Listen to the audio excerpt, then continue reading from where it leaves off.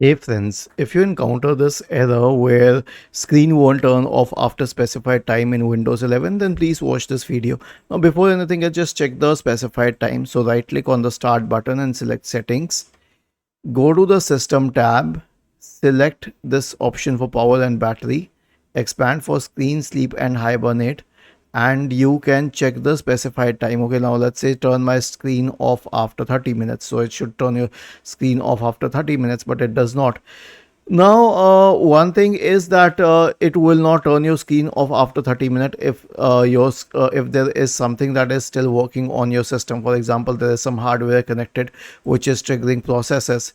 Other than this, there could also be internal software products which are triggering things. So here's what you have to do: search for system configuration in the Windows search bar and open system configuration.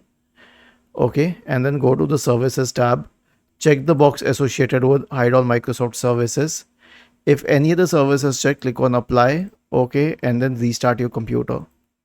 Okay, so this is what is going to fix the problem. Now, why? Because we are rebooting the system in the clean boot state, and in the clean boot state, no third party application will be active.